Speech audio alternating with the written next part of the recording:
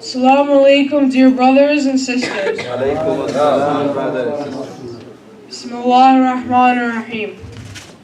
For thousands of years, astronomers wrestled with basic questions concerning the universe. Until the early 1920s, it was believed that the universe had always been in existence.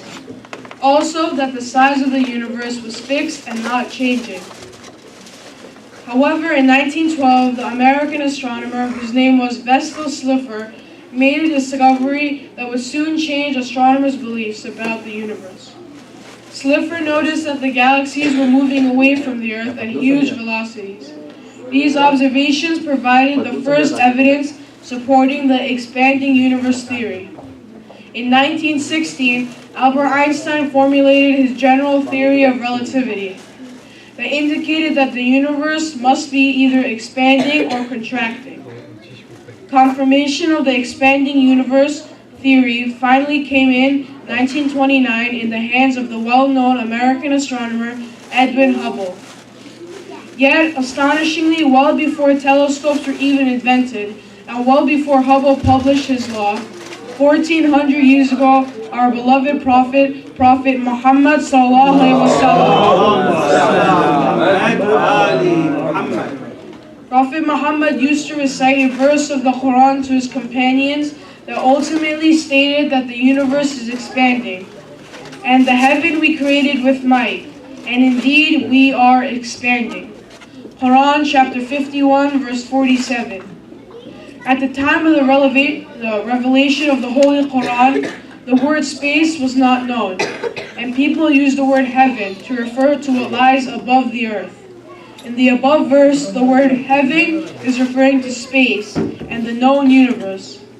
The verse points out that space, and thus the universe, happens to be expanding, just as Hubble's law states. That the Holy Quran mentions such a fact centuries before the invention of the first telescope, at a time when there was primitive knowledge and science. It is considered remarkable. It is important for the young Muslim generation to study hard and prove that our religion is a provider and supporter of science and modern knowledge. Ameen, salawat.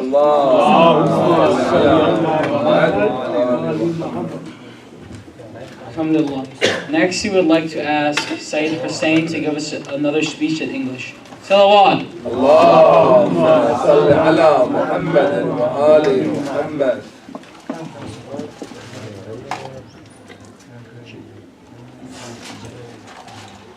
Assalamu alaikum, brothers and sisters. Alaikum assalam, brothers and sisters. Bismillah ar-Rahman ar-Rahim. Indeed, never in history has a man influenced mankind, even beyond his death, so deeply and so perversively as Prophet Muhammad ﷺ has. He brings light and peace to countless hearts and lives. They love him more dearly than their own selves. In him, they find their greatest source of inspiration and guidance. He is the ultimate norm and the perfect example for them. Faith in him is their mainstay, and he is their chief source of support and comfort in all personal aspects of life. To him, they also look to lead them through social and political turmoil. He has always inspired them to greater and greater heights of spiritual and moral levels and civilizational achievements, and he still does. In greatness of purpose, smallness of means, and outstanding results are the three criteria of human genius. Who could dare to compare any great man in modern history with Prophet Muhammad sallallahu alaihi wasallam?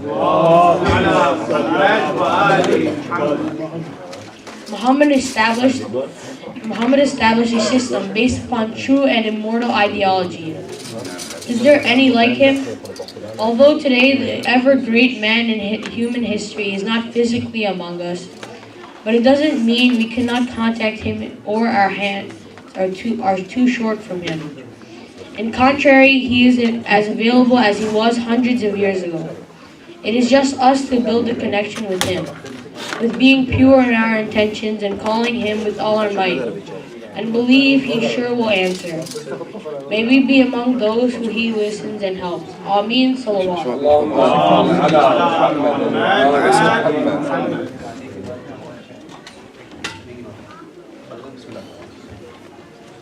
Bismillah ar-Rahman ar-Rahim. Islam presents the essential guidance that allows the creativity of the human mind to conceive, infer from, and build upon.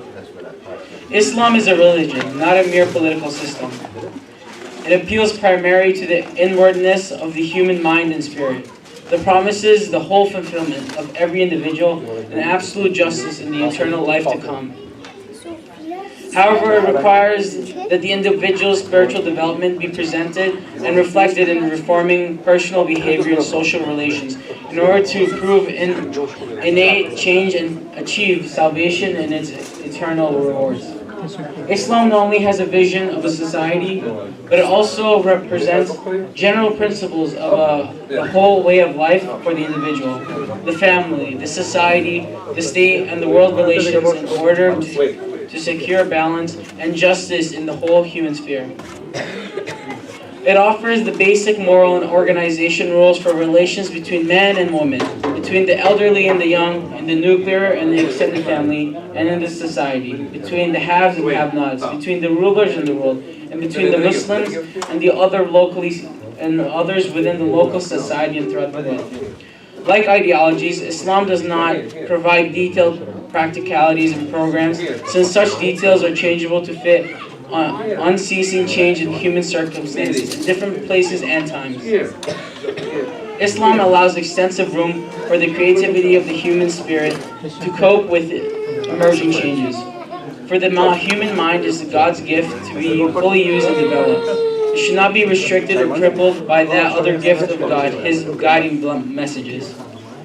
It is the same one God who created the human being and who grants him or her spiritual, moral, and intellectual faculties, and in whom He has sent His guiding messages as well. Both are made in accordance with the all-truth. We have to be very appreciative of our pure religion. May Allah subhanahu wa ta'ala put us in the right path, which is nothing but Islam. Ameen. Salawat.